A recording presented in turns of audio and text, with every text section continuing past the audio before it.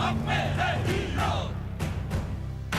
Hero वाली बात India, जीत हमारे साथ इंडिया, दिल पे रख दो हाथ इंडिया, हीरो को इंडिया को, इंडिया को जीतेगा हर बार इंडिया, हर लक्ष्य का पार इंडिया, कभी न मारे हार इंडिया, हमें है हीरो इंडिया को, हमें है हीरो। वही कंपनी, वही लोग, वही भरोसा, सिर्फ पहचान नहीं। मैक्स न्यूयॉर्क लाइफ अब है मैक्स लाइफ इंश्योरेंस।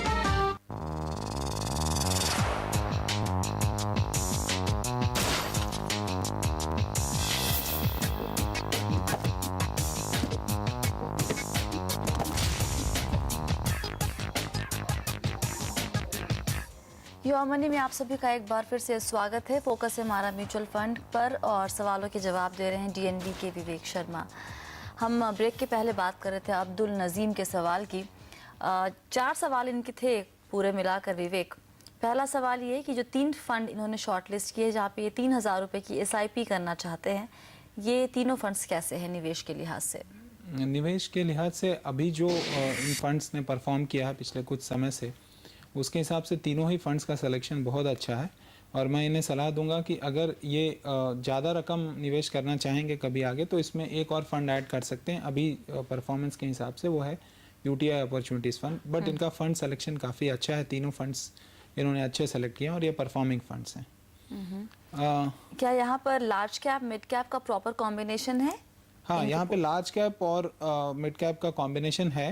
और जैसे IDFC प्रीमियर इक्विटी में मिड कैप का ओरिएंटेशन ज़्यादा है और बाकी फंड्स में लार्ज कैप हैं, तो एक अच्छी तरह से ये बैलेंस्ड है in terms of large cap and mid cap funds.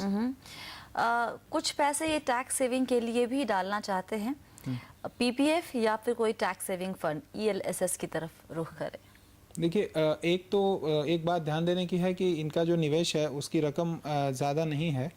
और दूसरी बात यह है कि कभी भी जैसे हम इंग्लिश में कहते हैं do not put all your eggs in one basket, तो इनको हम सारा पैसा म्यूचुअल फंड में डालना चाहिए। इसीलिए मैंने इनकी उम्र को देखते हुए मैंने सलाह दूंगा कि 30% तक इनका जो कॉर्पस है वो उन्हें PPF में डालना चाहिए। अच्छा। और बाकी 70% जो निवेश करना चाह रहे हैं वो ये म्यूचुअल फंड में लगाएं, तो एक अच्छा कॉम्बिनेशन क्रिएट होगा।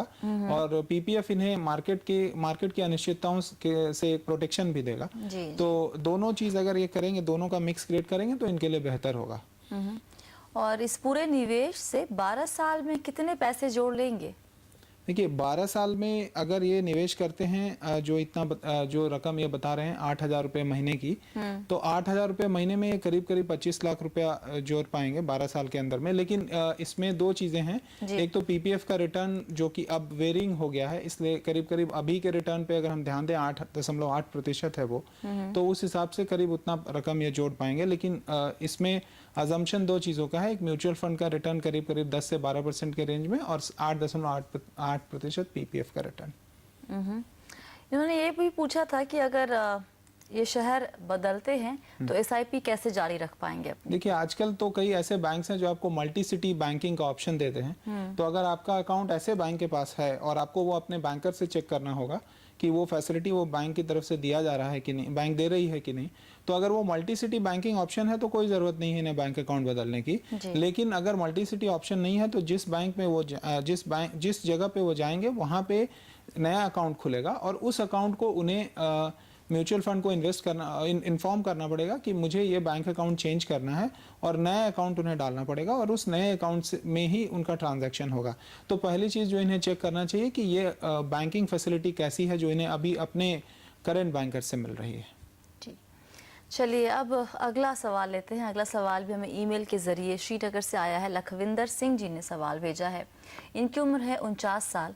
अगले साल जनवरी में रिटायर होने वाले हैं। रिटायरमेंट पे करीब 22 से 25 लाख रुपए इन्हें मिलेंगे।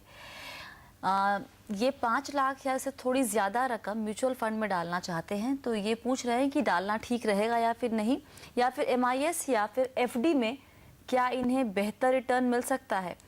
दूसरा सवाल इनका ये था कि इस 5 लाख के अलावा हर महीने 20,000 की SIP करना चाहते हैं। 2 टाइम होराइजन लेके चल रहे हैं, 10,000 की 10 साल के लिए और 10,000 की 15 से 20 साल के लिए। सवाल ये है कि निवेश कैसे शुरू किया जाए, प्रक्रिया क्या है, म्यूचुअल फंड में एंट्री कैसे मारते हैं और पोर्टफोलियो में कॉम्बिनेशन कैसा होना चाहिए फंड्स का।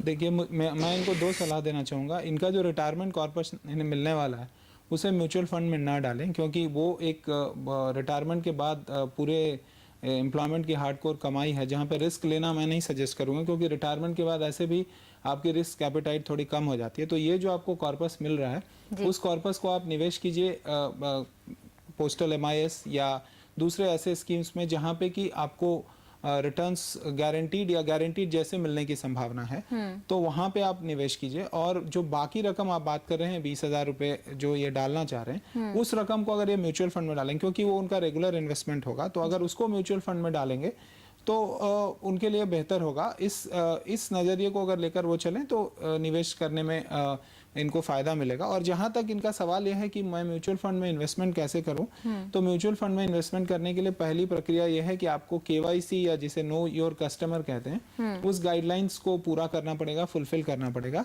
और उसके लिए अभी सेबी ने एक नया रिक्वायरमेंट 2011 से बनाया है म्यूचुअल फंड में निवेश करने के लिए। तो पहला स्टेप होगा कि वो अपने को KYC कंप्लीट कर ले, पैन नंबर और प्रूफ ऑफ रेसिडेंस अपना दिखाना पड़ेगा इनको, जिसके बाद इनको KYC कंप्लायंस इनका हो जाने के बाद ये म्यूचुअल फंड में निवेश शुरू कर सकेंगे। और जहां तक म्यूचुअल फंड में कहाँ निवेश करना चाहिए इन्हें, ये जो पैसे निवेश करने की सोच रहे हैं, तो इसमें जो अभी जैसा मैं पहले भी बता रहा था कि कुछ ऐसे फंड्स हैं जो अभी फिलहाल काफी अच्छा परफॉर्म कर रहे हैं, जिसमें IDFC premier equity, UTI opportunities fund, ICICI blue chip focused fund है, ये सारी जगह अगर वो पैसे डालेंगे तो अच्छा रिटर्न मिलने की संभावना है, क्योंकि इन फंड्स ने over a period of time consistent performance दिया है। जी, तो लखविंदर जी, आप रिटायरमेंट के पैसे को म्यूचुअल फंड में ना लगाइए। आप अगर अलग से चाह रहे हैं 20,000 रुपये हर महीने निवेश करना, उससे आप 10 से 15 साल जो भी आपका टाइम होराइजन है वहाँ लगा सकते हैं। फंड्स के नाम आपके स्क्रीन पर दिख रहे होंगे आपको। बहुत बहुत शुक्रिया विवेक, आज सभी सवालों के जवाब देने के लिए। और योर मनी में फ़िलहाल इतना ही। आप सभी बने रहिए CNBC आवाज़ के साथ। नमस्कार।